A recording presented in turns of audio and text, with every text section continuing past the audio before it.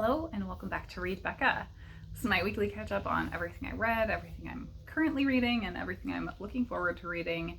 And I apologize, I just woke up, so I'm not all there. I took a little nap this afternoon. I'm not a big napper because it makes me groggy for sure, and I had no choice. I was trying to read and literally couldn't keep my eyes open. So yeah, I'm feeling like I have no energy. It's all been drained out today a little bit. So tried to eat a little and be awake enough to catch the light before it goes. It's late afternoon right now. So hopefully I'm awake enough to talk through some books. So let's jump right in. The first one I read is one I've never heard of. This is a graphic novel. If you saw that spine on the shelf, you would have to pick this up, I think. This was so intriguing. I'd never seen it. And this is Mishandra by Iasmin Omar Ata. So this is a one-shot. It's a complete story in one book, graphic novel. And this is all about Isaac, who is epileptic. So I absolutely love the palette here. He has these knives with eyes in bright blue are a representation of Isaac's seizures coming at him, kind of. So we go through him as a student in university. It's a very kind of short time period, seeing his struggles with that. So it kind of starts from a place where he is just trying to juggle and failing. He's missing classes, and it's clear that other students think he's on drugs or something's wrong with him. So we're seeing all of those really negative perceptions about him and lack of accommodations for him. So he is not able to make college life work for him because of the lack of accommodations, I would say, and is also not able to advocate for himself because he's just struggling so much. So I didn't like that element as much because he's just someone who's making bad choices a whole lot. Like, there are certainly barriers and struggles for him, absolutely, but this kind of takes it over the top a little bit, to the point, like at one point, a student who wasn't a really close friend of his had heard from the professor that the professor said they're going to fail him out if he misses another class. And like, I don't really think a professor would say that to the other students. I mean, it's possible, but yeah, everything was just a little heightened too much for me. But that was really the only knock on this. I otherwise really loved it. It showed Isaac dealing with a family that didn't really support him or was in denial about his epilepsy, and also doctors not believing him. So I think that was really important, where they were trying to just dismiss his concerns about feeling like seizures were coming on or his experiences, and saying, oh no, it's anxiety, stuff like that, and referring him to therapy when he knew his body and knew what was going on. So as well, we had really cool change in the graphics for when he does have a seizure. So it turns into this really striking black and red, and it's just so dramatic. He is going through a disablement, I would say, as a result of his seizures. So being a queer and disabled person is in here, but doesn't really play a major part of the story. It's mostly about his grappling with this struggle and not knowing how to advocate for himself. And I would say I wish we had gotten more of him succeeding, because it's only at the very end where he has finally made friends who support him and kind of been able to speak up for himself, and is starting to see some success in his life with getting treatment and getting things better for himself. So I think overall I really enjoyed this, and it's just such a beautiful, striking book that I read through this in one go and really, really enjoyed it. So highly recommend Mishandra. Then I read, as a buddy read, with BookTube with Amy. It's a fantastic buddy read, The Silent Companions by Laura Purcell. And initially this one was interesting. It was for my Gothic ladies, or contemporary Gothic ladies vibes project. And I think Amy, with some of her comments, kind of worked me around to liking it more than I initially had. So her comments were really helpful for sure. It starts very plain, simple Gothic, and I don't think this was doing anything really revolutionary. We're following a couple of different timelines. So we've got really 3 separate timelines. So we kind of start from the end, really. We start at an asylum, and then we have 2 other timelines, and the first timeline is in the 1800s with Elsie, who is this pregnant woman who has just lost her husband and is headed off to his country manor house to live, and has inherited everything from him. And she's really mourning the fact that she is having to go there because she had always been independent but not wealthy. And now her marriage was supposed to result in her kind of being in high society, and she was looking forward to this society life. And now she's, being sent off to this country house. And she literally says she feels like she's being buried alongside her husband. But then there are all these suspicions around her and the circumstances because she has inherited everything and come from kind of a lower station, and her husband was quite a bit older than her. So there is that, and then there is the 1600s prior, the people who lived and were ancestors of her husband in this country house. And we're following a woman named Anne there who has an interesting situation where they're on the come up in terms of their social status, their family are, and they are about to host the queen potentially, and so they're really in this high stress situation. So I will leave it there mostly for the plot. I think the silent companions here are really that in the 1800s, Elsie discovers that there's this locked room in the house, and finally gets in and discovers something odd behind the door.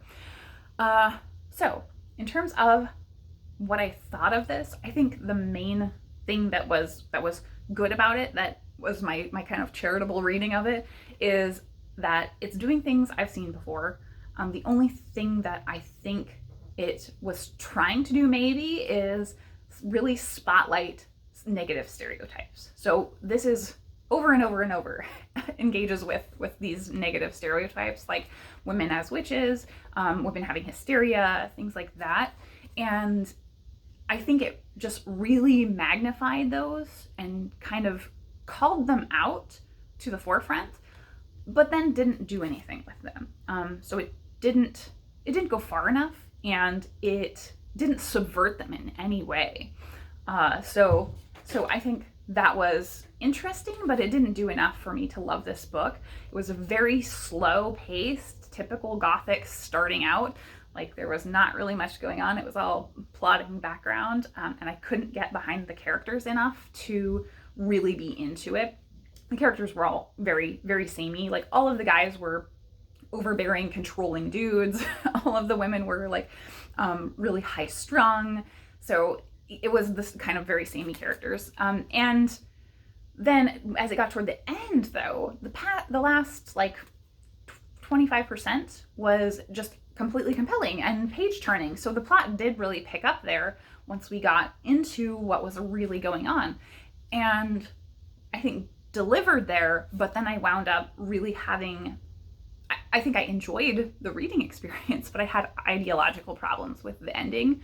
So I'm going to put a spoiler here because I can't really talk about this one without discussing the ending and why I felt that way. Very, very briefly, so I won't try to massively spoil it. So, spoiler. The end is that the actually truly evil person is the disabled person. So we kind of subvert the general women as witches and then put all of this evil demonic thing on a disabled person, and that feels completely like playing into negative stereotypes and really horrible. So I don't know. I need to read some analysis. I specifically went and tried to find a couple of trusted reviews for this and couldn't find any. I know a ton of people have read it and enjoyed it, but yeah, I think that's my thoughts. I really disliked the way it chose to end completely. So overall, it was an okay book. I don't regret reading it, but I don't feel like I really got very much out of it. So in terms of what I have been reading, this weekend I'm working on When We Were Birds by Ayonna, Lloyd, Banwo, because that's coming out this coming week. So I have an advanced reader copy, and I'm enjoying it. It is written in a dialect, so I had read like a chapter here and there over during the week, early last week, and was really struggling because every time I would jump from another book into a chapter of that book, it was just, I need to get into the flow. So I'm really going to focus on sitting down and reading just that this weekend. So I'm through 30%, I think. And yeah, it's good. The dialect that I mentioned is kind of like, it's the very Islander dialect where the tense is ignored and possessiveness of words is ignored. So like he go versus he went, that sort of thing. So you know what that means. But then the other two things that I'm working on, that I was working on during the week, are my BookTube Prize book, The Republic of False Truths by Alaa Aswany, and translated by, I think this one's SR Fellows. Yeah, SR Fellows. And also Anthem by Noah Hawley on audio. And both of them, I think I can't talk about the book for this one, but I think I can say this one is about the Egyptian Revolution and the protest and massacre at Tahrir Square. And then Anthem is just kind of a litany of everything that's wrong in the world right now, because it's taking place 2 years in the future from now. And it's very much that kind of sci-fi thriller with commentary, social commentary about everything. And that's really difficult to be reading right now, just in general. So I'm very much divorcing my feelings about the world and the heaviness of the world from my reading experience here for the BookTube Prize, for sure. But yeah, I have not wanted to pick those up. So it's almost kind of a good thing that I need to really just focus in on When We Were Birds and get that done this weekend. So I think that's everything that I'm reading. I had mentioned last week that my library catalog is getting combined between the city and the county, and I was really worried I was going to lose my holds, because I have my hold for the audio of All the Queen's Men, and I thankfully found out that they did not wipe out the holds for the audio, because they did for the physical catalog, and it was sounding kind of possible that was going to drop. So I think I will have All the Queen's Men maybe this week. So hopefully I'll finish Anthem and be able to start that. So that's my reading update, life update. As I said at the top, I'm wiped out. It's very cold here. So it was in the teens this morning again, and we got snow yesterday. So you'll see some footage of that a little bit. Yeah, it was very, very bizarre. We had like 60 degrees last week again, and then snow. So we're just having these up and downs. Hopefully this is the end of that. We also have daylight savings this weekend, which is big for me at work, because we have systems that run globally and have to deal with time properly. So that's always a big potential for issues. Work has also been just awful, which I'm sure is where my energy is going. It's been everything on fire. We've had one really big problem taking up all my time at work, and it's not directly related to the Russia situation, but possibly indirectly to do with just the general chaos of the markets right now. But I do work in financial markets, and we kind of are having to deal with the situation in Russia in a major way. We got a communication from kind of very, very upper management that was just the very corporate type statement about things, and that doesn't tell us exactly what we're supposed to do in terms of executing what we have to do. So we have been very much managing from a technology standpoint over the past couple weeks on a day-to-day basis of how things have to be handled, because the markets in Eastern Europe are just all over the place. Some days things are completely down, like the exchanges are just shutting off, or they're doing weird things. So we're having to be very flexible, and then having this kind of corporate statement that we have to deal with is interesting, because our coverage for that entire area is located out of Moscow. So that just makes it really difficult to deal with, you know, what does this mean for serving the other areas, the other exchanges that are there, and trying to deal with how we're supposed to handle working with the actual markets in Russia. So yeah, it's been a lot. It's been a whole lot. So I think that's it for my week. I don't really have anything else going on. Everything has been pretty low-key for me this week, other than work. Work has been taking all my time.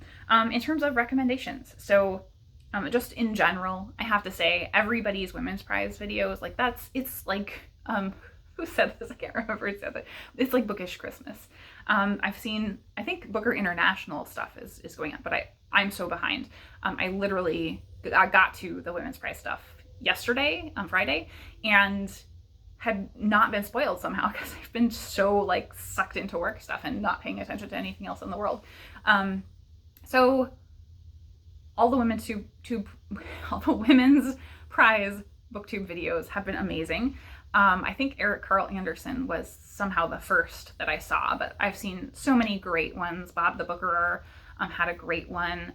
Books with Brittany had a great reaction video. So all the reactions are amazing and they're giving me so much joy. Another one I would say is Noah from Everyone Who Reads It Must Converse. He does a Friday night live stream, and it's kind of a Friday Reads for him done live, but really it's just a big community get together, and I haven't been able to join in more than a month, I think. And every time I do join, it's so fun, and like everybody is so engaged and having a great time. So I really enjoy those. So I did join last night, and it was great. It like really recharged my battery emotionally.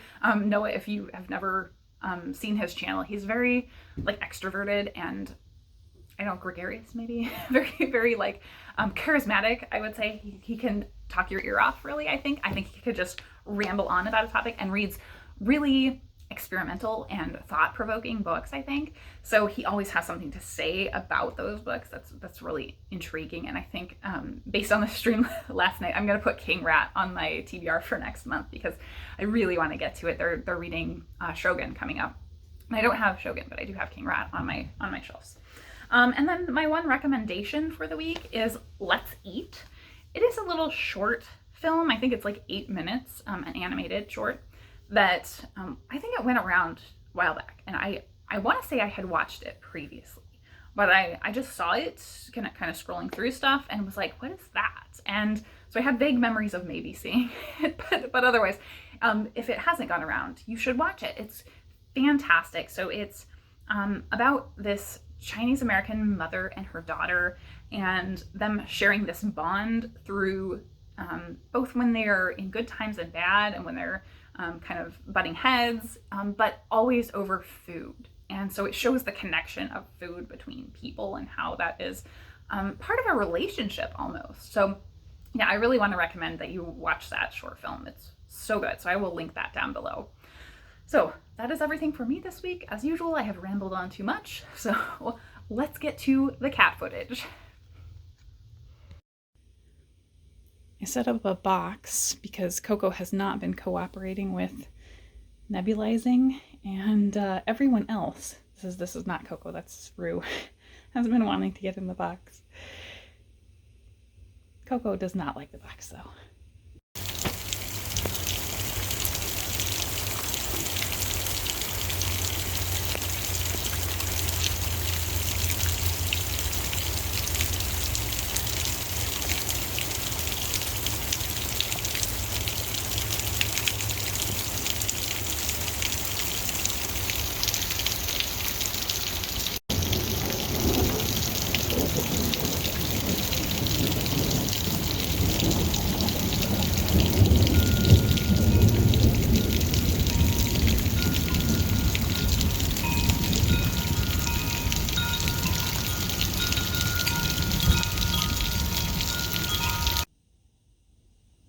Can't stand the paw over the face. It's too cute. I accidentally petted Gumbo into a kneading frenzy. She's lately been getting a little too comfortable on the bed with me, to the point that it's weird. This is very confusing right now. And it snowed again overnight. So hopefully this is the last of it. It's coming down a little bit still. We're supposed to get down into the teens tonight, and then I think up 60s later this week. So hopefully we are into spring after this.